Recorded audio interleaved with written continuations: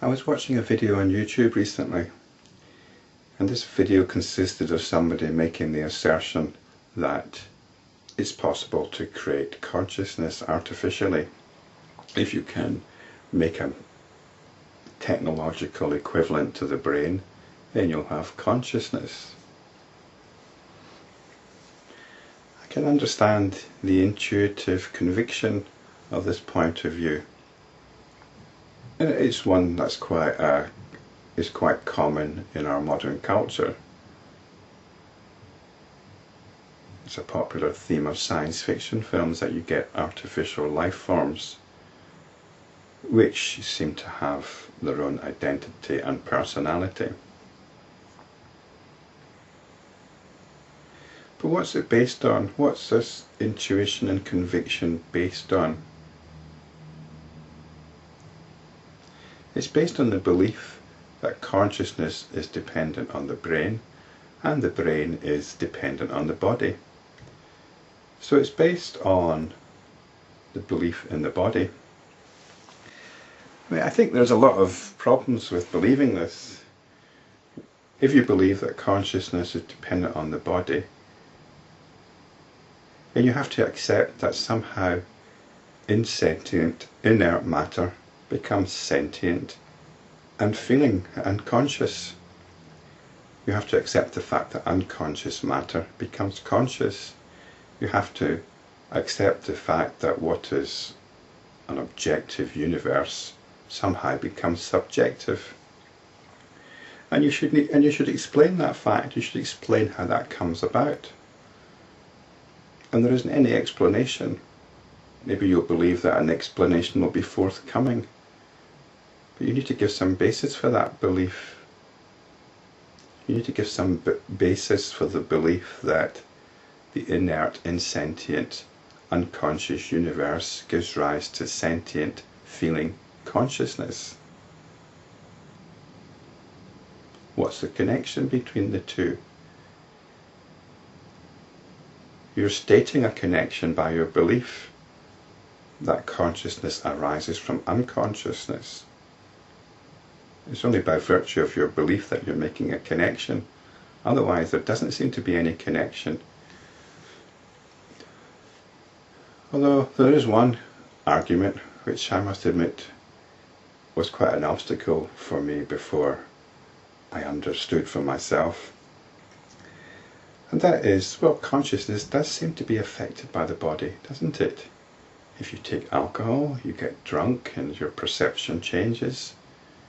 If your body's tired, then you feel irritable and all the rest of it. So consciousness clearly depends on the body.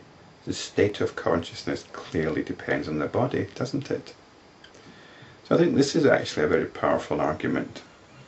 This is a very powerful argument for saying that consciousness depends on the body. But what I mean by consciousness here, or what is meant by consciousness, is mood. Our mood depends on the body. Our mood depends on what we eat or what we don't eat. Our mood seems somehow very dependent on the body. And the mood is the colour of our consciousness. So doesn't consciousness therefore depend on the body? This is quite a strong argument, I think. But it's like the radiance of a gem.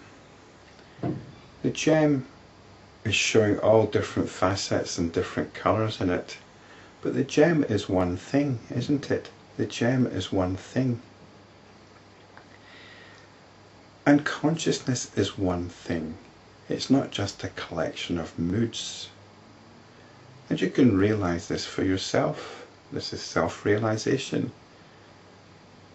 This is what I call spiritual realisation or spiritual practice. It's realising the nature of your very own attention. Where the attention goes is dependent on your mood. Your attention will get diverted depending on the state of your body. If you're feeling tired and listless, tired and listless, you might just want to watch some television, or you might want to indulge in some sexual comfort. But the attention itself doesn't change. And this is something you can see for yourself by considering the nature of your attention. Now, don't consider where the attention is drawn to, because that depends on mood, that depends on the body. But consider the nature of the attention itself, and you'll find it's a very pure thing. It's a very pure thing. And if you really want to, you can learn to come back to that purity at any moment. This is spiritual practice. So that attention in its pure quality, like the gem, when you move the gem around, it takes on all these colours and reflections, but the gem itself is one thing. It doesn't change, and that's how the attention is. It's like this gem which has got all these different moods, or is moved around according to these moods, but it doesn't change.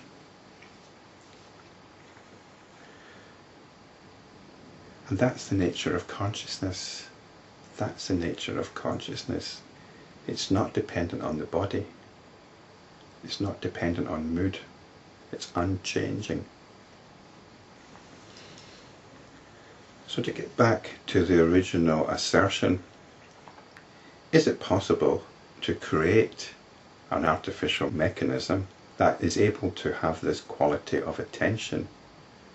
When you start doing this exercise of coming back to the attention, you realize that the notion that this can be created is quite absurd.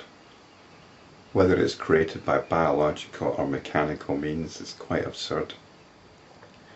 So we have to then start looking at the intuition which gives rise to the belief that it can be so created.